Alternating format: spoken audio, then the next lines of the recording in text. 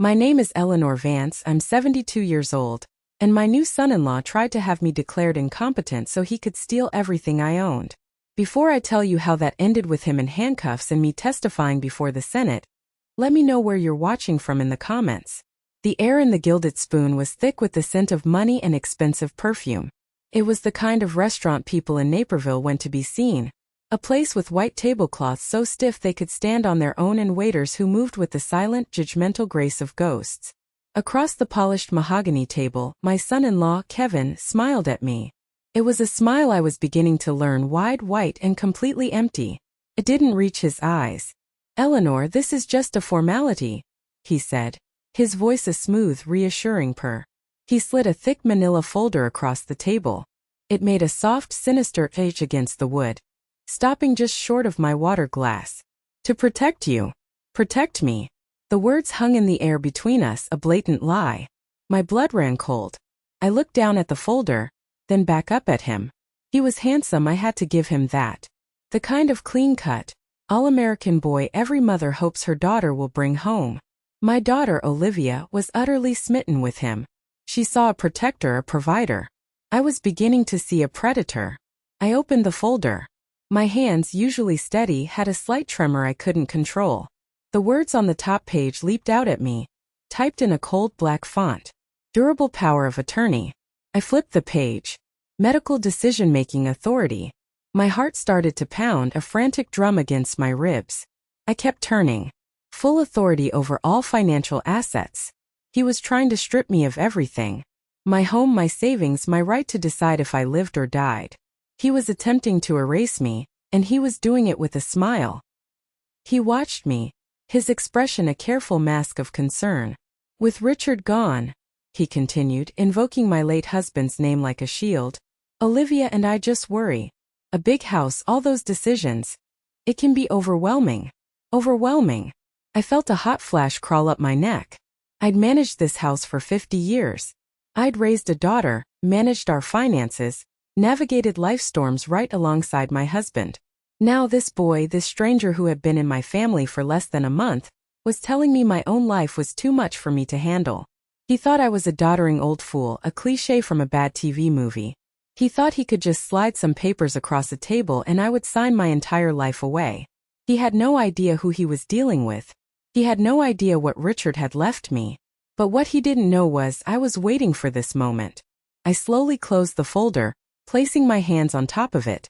I forced myself to meet his gaze, to conjure a small, fragile smile. I had to play the part he'd cast for me just a little while longer. "You are so thoughtful, Kevin. Truly," I said, my voice softer, more hesitant than usual. The words tasted like ash in my mouth. "Always thinking ahead. I just want what's best for you. For the family," he said, leaning back in his chair, confident he was closing the deal. "I know," I whispered. I let my gaze drift past him, toward the window overlooking the manicured streets of Naperville. "But to really understand why we're here, why you feel this is so necessary, I think we have to go back a few weeks. We have to go back to my daughter's wedding day." I paused, letting the silence stretch. His smile faltered just for a second. A flicker of confusion crossed his face. He thought this was the end of the conversation. He had no idea this was just the beginning. "It was a day that should have been the happiest of my daughter's life," I said, my voice barely audible. "But for me it was the start of a war." The wedding was held at the Oak Brook Country Club, a place where the grass was an unnaturally vibrant green, and the members all had the same tight, polite smiles. My daughter, Olivia, looked like a dream in her grandmother's lace gown, her face glowing with a kind of happiness that made my heart ache. I had done my part. I had chosen a simple, modest gray dress. My only jewelry was the string of pearls my own mother had left me. I wanted to look respectable, supportive, but most of all, invisible. I didn't want to upstage the bride, and I certainly didn't want to draw the attention of the Millers. Kevin's parents, Franklin and Catherine Miller, swept into the reception like visiting royalty. Catherine was dripping in diamonds, the kind that catch the light and fracture it into 1,000 tiny blinding pieces. She worked the room with the precision of a surgeon, air-kissing cheeks and laughing at jokes that weren't funny. When she finally saw me standing near the gift table, her smile tightened almost imperceptibly. "Oh," she said, her eyes scanning my simple dress. "You're Olivia's mother." She said the word mother like it was a minor unfortunate detail, like mentioning a distant, slightly embarrassing relative. I just smiled. "Eleanor Vance. A pleasure to finally meet you." She gave a short, sharp nod and moved on, her diamond bracelet flashing under the chandeliers. It was a clear, unspoken message. You are not one of us. It was confirmed when I found my table assignment. Table 12. Tucked away in a far corner, almost in the service hallway, and completely obscured by a floral arrangement the size of a small car.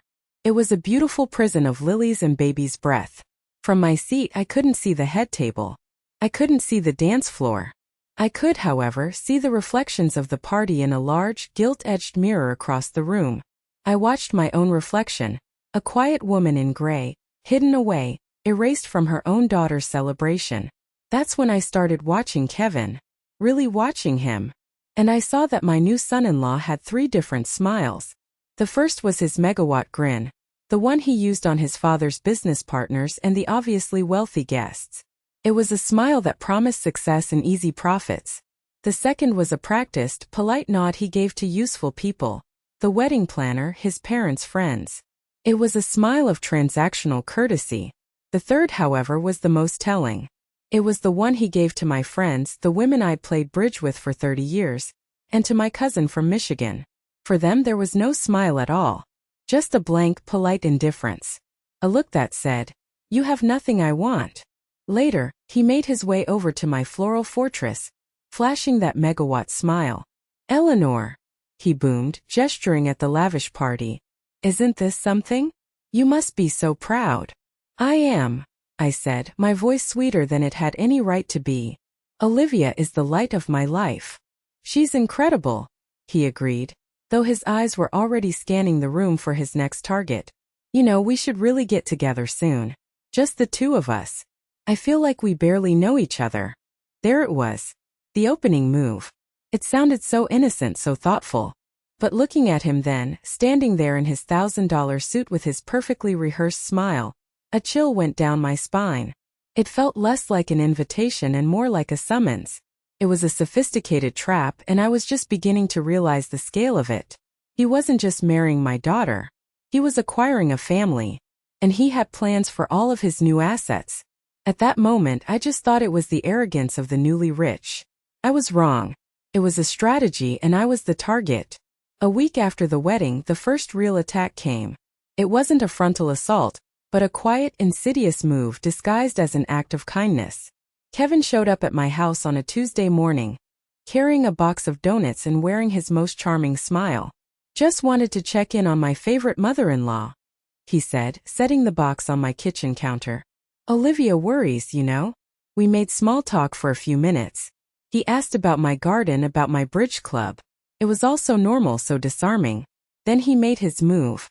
"You know, Eleanor," he said, leaning against the counter casually, "I was thinking, all these bills and things can be such a hassle. Online banking, automatic payments. It gets so complicated. Why don't you let me help you get everything set up? It would only take a few minutes. It would be one less thing for you to worry about." It was the perfect Trojan horse.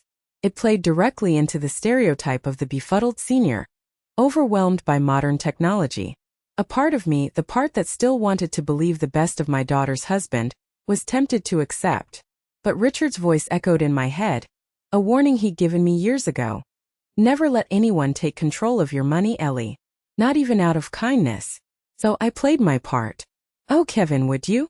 That would be such a help," I said, putting on my most grateful, slightly confused expression. "I get so mixed up with all those passwords and websites." He sat down at my small desk in the kitchen, the one where I'd paid our family's bills for 50 years. I stood behind him, watching as his fingers flew across the keyboard. He logged into my electric company account, my gas company, my water. He showed me how he was setting up automatic payments. "There," he said, closing the laptop with a satisfied snap. "All taken care of. You won't have to think about it again." 3 days later my phone rang. It was a stern-voiced woman from ComEd, the electric company. "Ma'am," she said, her tone sharp and impatient, "this is the 3rd notice. Your account is past due. If we don't receive payment within 24 hours, we will be forced to disconnect your service. It felt like a punch to the gut. Disconnect my service? I had never missed a bill payment in my entire life. I stammered something about a mistake, about my son-in-law helping me set up autopay. The woman just sighed, a sound of pure bureaucratic indifference. That's between you and your son-in-law, ma'am. We need $187.54 by tomorrow. Before I could even process what was happening, my other line beeped.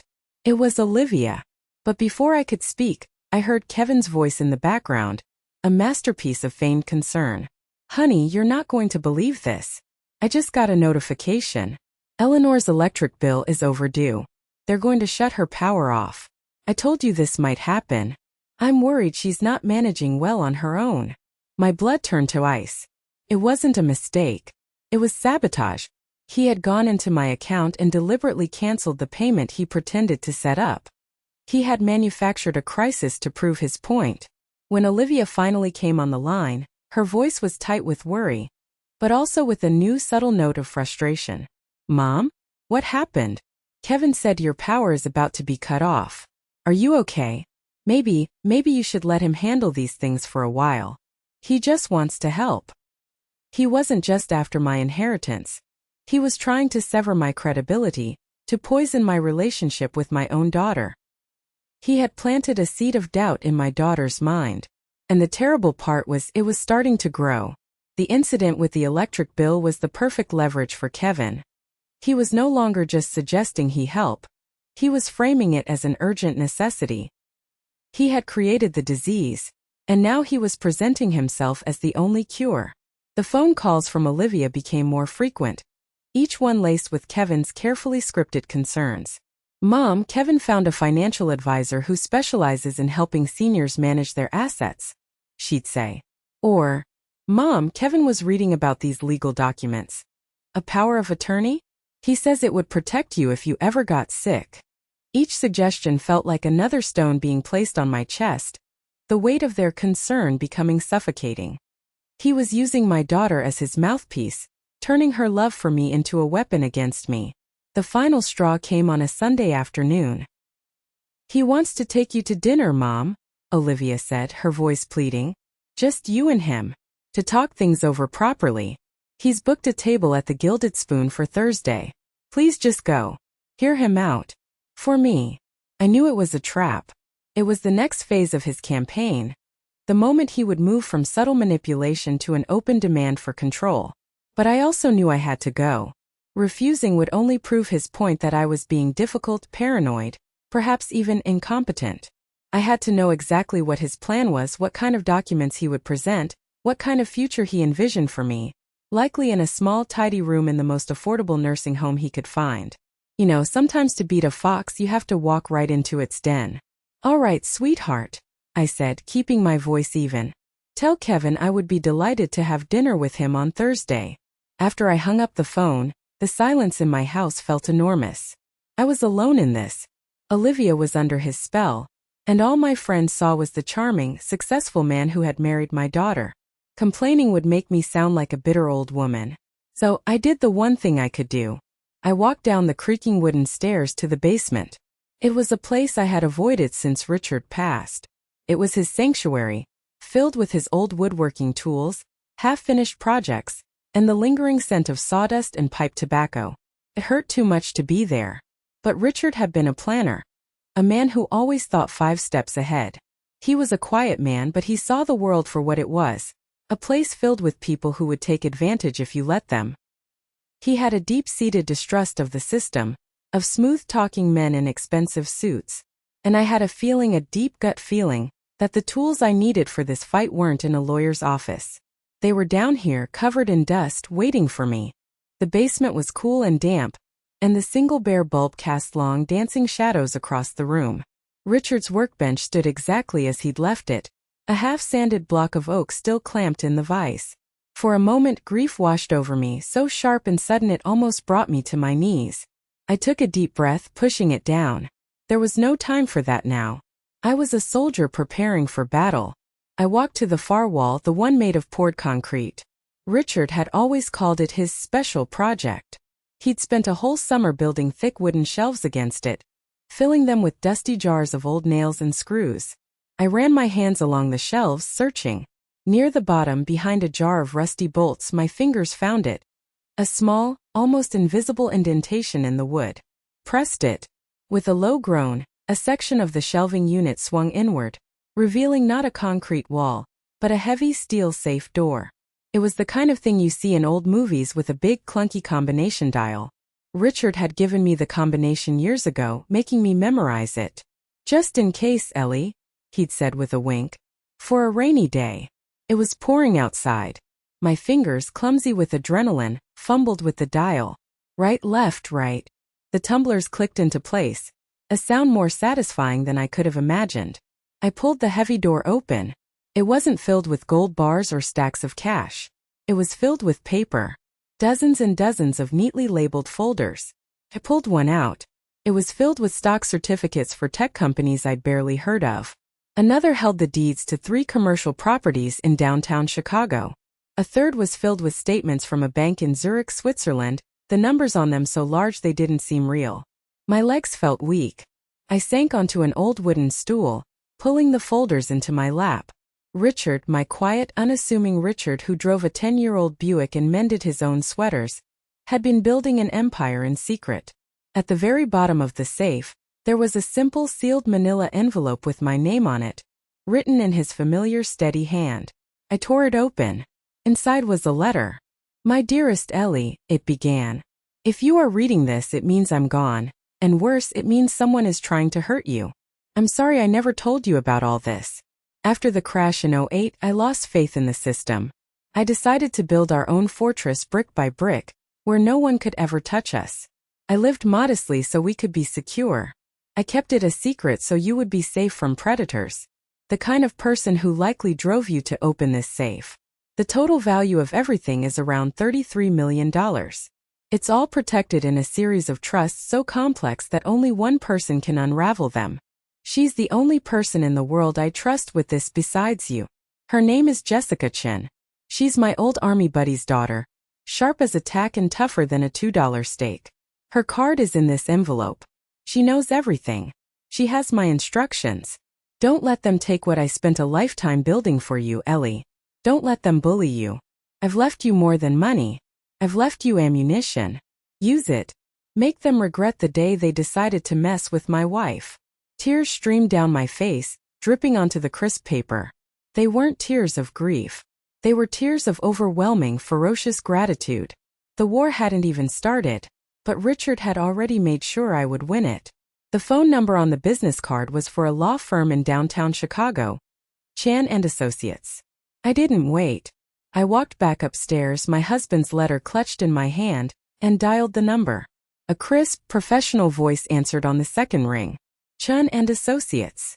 "My name is Eleanor Vance," I said, my own voice sounding stronger than it had in months. "I'm calling for Jessica Chen. It's regarding Richard Vance." There was a brief pause then. "Please hold, Mrs. Vance." A moment later, a new voice came on the line. It was sharp, clear, and radiated a no-nonsense energy. "This is Jessica Chen. Mrs. Vance, I've been waiting for your call for 2 years." We met the next morning. Her office wasn't what I expected. It was modern and minimalist, with a huge window overlooking Millennium Park.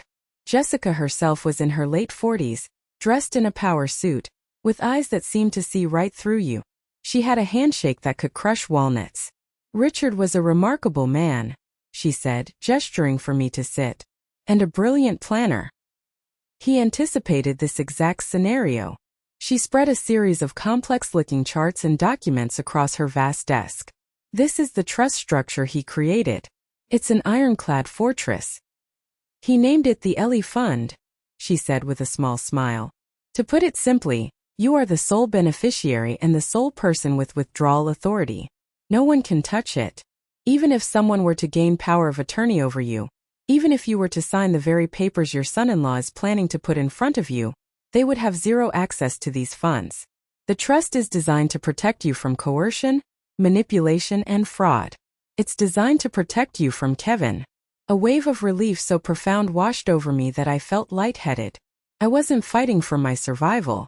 I was fighting for my dignity. Richard had already secured my survival. So what do? I asked. Jessica leaned forward, her expression turning from professional to predatory. We do not just defend, Eleanor. We annihilate.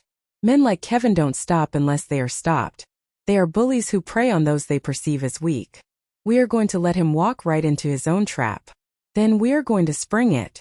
We are going to dismantle his life so thoroughly that he will spend the rest of his days as a cautionary tale to other predators. The plan was simple, elegant, and ruthless. I would go to the dinner. I would play the part of the confused, frightened widow. I would let him believe he was winning. Then I would ask for a few days to think it over, just long enough for Jessica to put the next pieces in place.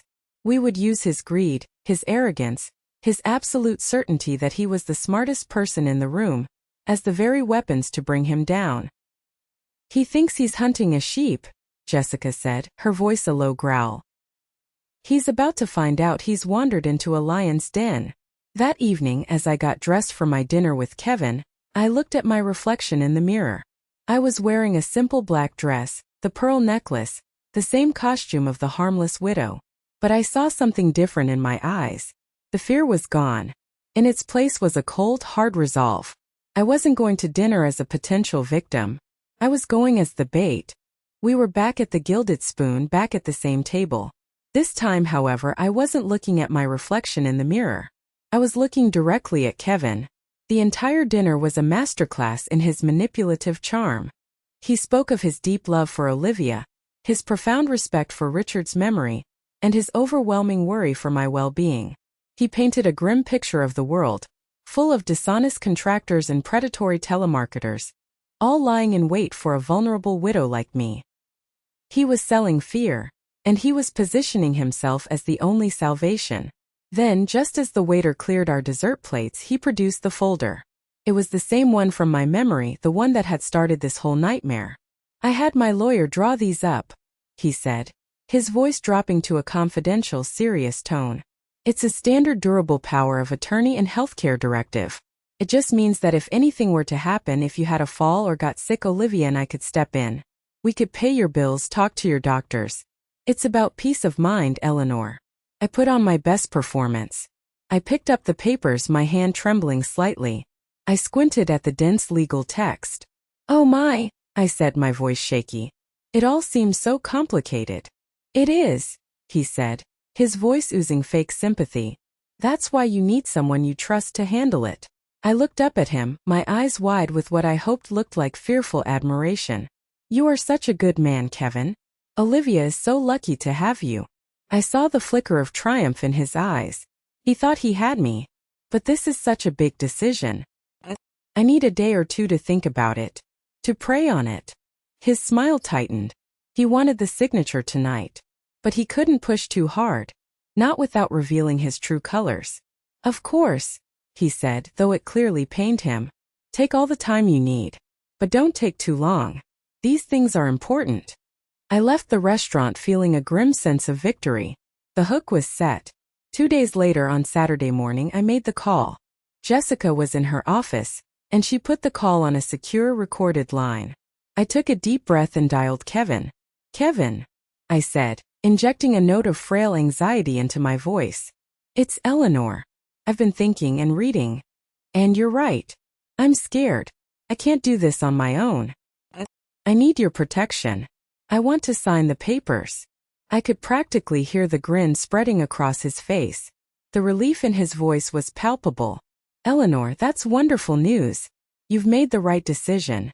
The smart decision. When can we do it? I asked, playing my part. The sooner the better. I feel so vulnerable. I can be there Monday afternoon, he said quickly. I'll bring everything. I'll even bring a notary so we can make it all official right then and there. You won't have to worry about a thing. After I hung up, Jessica's voice came on the line. He took the bait. Hook, line, and sinker. Now for the hard part. The hard part was Olivia. I called her and asked her to come over. When she arrived, I sat her down in the living room. I didn't show her Richard's letter. I didn't tell her about the money. I just looked my daughter in the eyes. Olivia, I said, my voice steady. I need you to trust me. Not as your mother who you think is getting confused, but as the woman who raised you. I need you to believe that I know what I'm doing. On Monday, your husband is coming here to have me sign papers that will give him complete control of my life. I am asking you to be here. I am asking you to hide in the next room and watch. And you will see the real man you married. She started to cry, torn between the man she loved and the mother she had always known. It was the hardest thing I'd ever had to ask of her. Finally, through her tears, she nodded. Okay, Mom. I'll be there. Monday afternoon arrived, gray and overcast. Jessica had arranged everything. 2 plainclothes police officers were in my spare bedroom, monitoring audio and video feeds from 2 tiny cameras hidden in the living room. Olivia was with them, her face pale. And then the doorbell rang. The wolf was at the door. I opened the door and forced a frail, welcoming smile. Kevin. And you must be the notary. Please come in. Kevin strode into my living room with the easy confidence of a man who believed he owned the place. The notary, a nervous-looking young woman, followed him like a shadow. He was all business, spreading the documents across my coffee table, the same table where Richard and I had shared thousands of cups of coffee. The desecration felt profound. All right, Eleanor, he said, his voice brisk. I'm so glad you came to your senses. This will give us all peace of mind. He uncapped a pen and held it out to me. Let's get this done. We'll start with the power of attorney. I took the pen, my hand shaking. This time it wasn't an act. The weight of the moment of what I was about to do was immense. The hidden cameras were rolling. My daughter was watching. I looked at the line where my signature was supposed to go, the line that would, in his mind, sign away my life. I signed the first page. I signed the second. He watched me, a hawk tracking its prey, a small triumphant smile playing on his lips. Before I signed the final, most important page, the one granting him control over all assets, I paused. I put the pen down and looked up at him, my face a mask of elderly confusion. Kevin, dear, I said, my voice soft. I just had a thought. My Richard, he was always a bit of a squirrel, always tucking things away. What if there are other accounts? Things I don't even know about? Maybe more money. It was like flipping a switch. The mask of the concerned son-in-law vanished, replaced by the naked, glittering greed of a prospector who just struck gold. His eyes widened. He leaned forward, his voice dropping to an excited, conspiratorial whisper. More money? What do you mean? How much more? Oh, I don't know, I said, waving my hand vaguely. He never told me everything. But he was a very careful man. It could be a significant amount. Significant how? He pressed, unable to hide his eagerness. His hands were actually trembling slightly. Hundreds of thousands? $1 million. There it was. The final damning piece of evidence. It was never about my welfare. It was only ever about the money. I looked at him, and for the first time since this ordeal began, I let my own expression show through. The frail, confused old woman disappeared, replaced by someone he had never met. The smile I gave him was cold as ice. Enough to bury you, Kevin, I said, my voice clear and strong. His face contorted in confusion. What did you say? Just then, the door to the spare bedroom burst open. The 2 police officers strode into the room. Kevin Miller, the taller one said, his voice booming in the suddenly silent house. You are under arrest for attempted fraud and conspiracy. Kevin's jaw dropped. His head whipped back and forth between the officers and me, his mind unable to compute what was happening. His face, just moments before flushed with greed, was now a sickly pale white. What is this? This is insane. It's a misunderstanding, he stammered, scrambling to his feet. Olivia, tell them this is a mistake. And then Olivia stepped out from behind the officers. Her face was streaked with tears, but her eyes were clear and full of a terrible newfound strength. She looked directly at the man she had married, the man she had loved. No, Kevin, she said, her voice shaking but resolute. It's not a misunderstanding. It's the truth. Seeing him in handcuffs, his handsome face a mask of pure shock and betrayal, I didn't feel triumph. I just felt an immense hollow relief. The storm had finally passed. But I knew, looking at my daughter's shattered expression, that the wreckage would take a long, long time to clear. The days that followed were a blur of legal proceedings and emotional turmoil. The recordings, both my phone call and the video from the living room, were undeniable. Kevin's bail was set at a figure he couldn't possibly afford, especially after his father, Franklin Miller, refused to post it. "My son doesn't get arrested," he'd apparently told his lawyer. "This is a disgrace. He's on his own." The Millers were more concerned with their reputation than their son's freedom. Olivia was a wreck. She moved back in with me, spending the first few days mostly in her old room, crying. I didn't push her. I just made her tea, sat with her when she wanted company, and gave her space when she didn't. She had filed for divorce immediately. The man she thought she'd married had never existed. The grief was real and it needed its time. A week after the arrest, Catherine Miller showed up on my doorstep. She was no longer the queen of the country club. Her makeup was smudged, and the diamonds on her fingers seemed to weigh her down. "You've ruined him," she hissed, her voice low and venomous. "You've destroyed my son's life over a simple misunderstanding."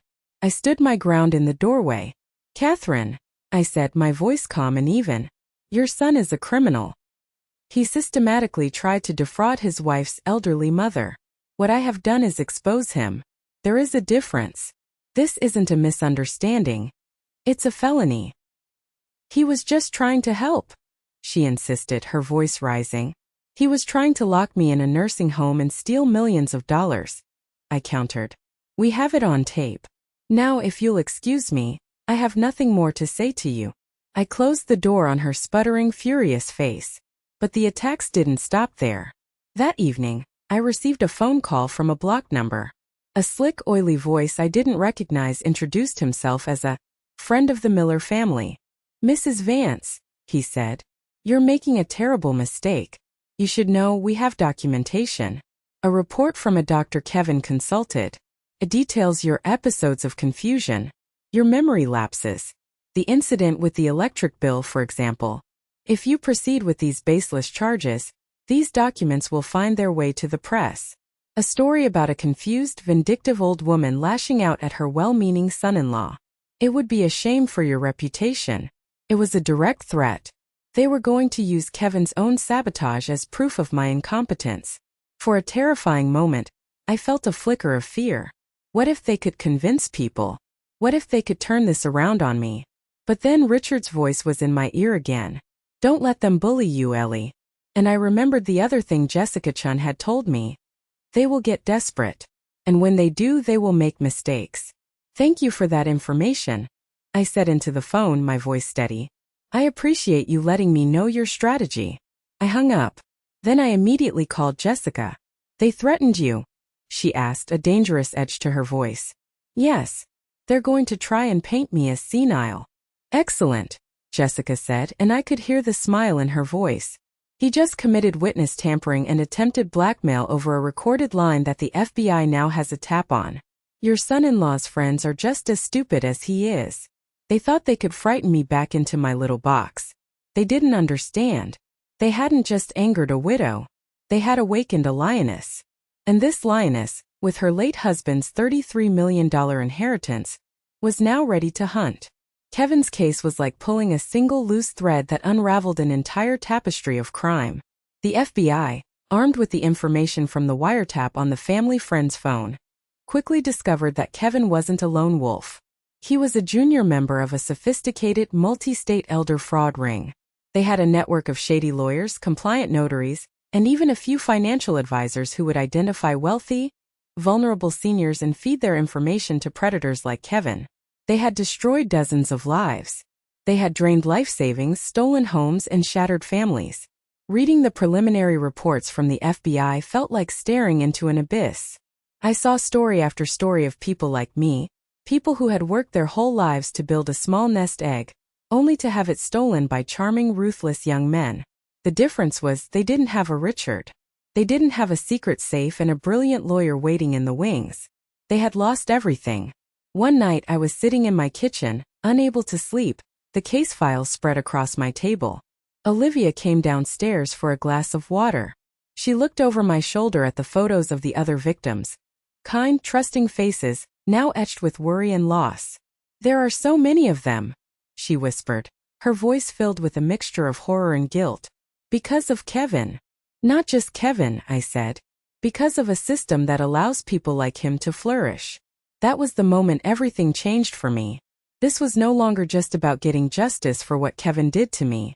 It was about getting justice for all of them. It was about burning the whole corrupt system to the ground. The next morning, I called a meeting with Jessica and the lead FBI agent on the case. We sat in Jessica's conference room, the Chicago skyline gleaming outside. I want to fund you, I said, getting straight to the point. The two of them stared at me. I want to create a special task force, a rapid response unit dedicated solely to hunting these fraud rings. I want to provide the resources for surveillance, for forensic accounting, for legal support for the victims. I want you to have whatever you need to shut them all down. The agent looked stunned. Mrs. Vance, that would require a significant financial commitment. How significant? I asked. He hesitated, then threw out a number that was clearly meant to shock me. To do it right? A dedicated team, the best experts. You'd be looking at an initial investment of several $1 million. And an ongoing operational budget of maybe $5 million a year. I looked him straight in the eye. Done, I said. Draft a proposal. My lawyer will review it. Let's call it the Richard Vance Legacy Project. My husband spent his life building a fortress to protect his family. I'm going to use it to build a fortress to protect everyone else's. You might ask why. Why not just take my victory, ensure my own safety, and enjoy my quiet life? Because when you've been to the edge of the cliff, when you've looked down and seen how easily you could have been pushed over, you don't just walk away. You have a moral obligation to go back and build a guardrail. Kevin Miller tried to take my future. Instead, he gave me a purpose. 5 years is a long time. It's long enough for wounds to scar over, for a daughter to rebuild her life, and for a quiet widow from Naperville to become one of the most feared names in the criminal underworld. The Richard Vance Legacy Project, or the Vance Initiative, as the FBI informally called it, was a spectacular success. With our funding, the task force operated with a speed and efficiency that was unheard of. They were a team of sharks in a pond full of unsuspecting minnows. In 5 years, we were directly responsible for the investigation and prosecution of over 50 major players in elder fraud rings across the country. We helped recover nearly $80 million in stolen assets and returned it to the rightful owners. My name became a verb in certain circles. A criminal who got caught because their harmless elderly victim fought back was said to have been Vanced. Olivia found her own strength in the aftermath. The guilt she felt initially transformed into a fierce determination. She went back to school, got a degree in social work with a focus on gerontology, and now serves as the lead victim advocate for the initiative. She has more courage and compassion in her little finger than the entire Miller family has combined. One crisp autumn morning, a thick cream-colored envelope arrived in the mail. It bore the official seal of the White House. I opened it with a strange sense of detachment. The President of the United States was requesting my presence in Washington, D.C. to receive the Presidential Medal of Freedom, the nation's highest civilian honor, for my contributions to criminal justice and the protection of vulnerable citizens. I sat in the East Room, the lights of the television cameras bright and hot. Olivia sat in the front row, her eyes shining with pride. When the President called my name and placed the heavy medal around my neck, I didn't think about the honor or the prestige. I thought about Richard. I thought about his quiet foresight, his fierce love. He had given me this. He had armed me for a war I never knew I'd have to fight. Later that day, a reporter asked me how it felt to have brought down so many powerful criminals. I didn't bring them down, I said, looking directly into the camera. They brought themselves down. They underestimated their victims. They believe that with age comes weakness. What they fail to understand is that with age comes wisdom, resilience, and a profound understanding of what is truly worth fighting for. I paused, letting the message sink in. They thought they were dealing with helpless old women. They learned, to their great cost, that they were dealing with survivors. And we will not be silent anymore. They thought they had chosen an easy target. But they chose a woman who had been loved by a good man, a woman who had raised a strong daughter, and a woman who had learned that sometimes, the quietest people have the loudest roar. The same week I received the medal in Washington, A different kind of ceremony was taking place in a drab, windowless room at a federal penitentiary in Pennsylvania. After 5 years, Kevin Miller was up for parole. Jessica insisted I attend not just as a victim but as a symbol. He looked diminished. The prison pallor had replaced his country club tan. His expensive suit was gone, replaced by a drab khaki jumpsuit. The confident smirk was gone, replaced by a sullen, bitter resentment. He had gone through all the motions, completed the anger management courses, worked in the prison library. His lawyer painted a picture of a rehabilitated man, full of remorse, ready to rejoin society. Then it was my turn to give a victim impact statement. I walked to the small lectern, the heavy metal of freedom feeling like a piece of armor under my blazer. I didn't look at Kevin. I looked at the 3 members of the parole board. 5 years ago, I began, my voice steady. Kevin Miller looked at me and saw a mark. He saw a lonely widow with a nice house, someone he could easily manipulate and discard. He didn't see a person. He saw a bank account he was entitled to empty. His lawyer speaks of remorse. I'm sure Mr. Miller is remorseful. He's remorseful that he got caught. He's remorseful that his helpless mother-in-law turned out to have more resources and more resolve than he could possibly imagine. But that is not true remorse. I then told them not about my story but about the others. I told them about Margaret, a retired schoolteacher from Ohio, who lost her house and had to move in with her sister. I told them about Sergeant Bill Peterson, a decorated Vietnam veteran from Arizona, who had his disability pension stolen and died in a state-run facility because he couldn't afford proper care. These are the real victims of Kevin Miller and men like him, I said, my voice thick with emotion. Their lives were not just disrupted, they were destroyed. Their final years, which should have been lived in peace and dignity, were spent in fear and poverty. Kevin Miller didn't just try to steal my money. He tried to steal my final chapter. He tried to steal theirs. That is a crime for which a few years in the prison library is not sufficient payment. Finally, I turned and looked directly at him. For the first time, our eyes met across the room. The hatred in his gaze was as raw and potent as it was 5 years ago. The board asked him one final question. Mr. Miller, looking back, what have you learned from this experience? He hesitated. Then a bitter sneer crossed his lips. I learned, he said, his voice dripping with venom, that you shouldn't mess with people who have more money than you. The room fell silent. He had just signed his own continued warrant. He hadn't learned a thing. His parole was denied. Driving home with Olivia, a quiet peace settled over me. The war was finally truly over. Richard could rest. His legacy wasn't just the money. It was the justice it had bought for so many. Kevin had tried to steal my independence and accidentally gave me a mission. He tried to make me a victim and instead he made me a warrior. Thank you for listening to my story. It's a difficult one to tell, but I feel it's an important one. If you or someone you love has ever been made to feel small, underestimated, or invisible by the people who should have protected you, please share your story in the comments below. Silence is a predator's best friend. It's time we all got a little louder. And if my story resonated with you, please consider liking this video and subscribing for more. You are not alone.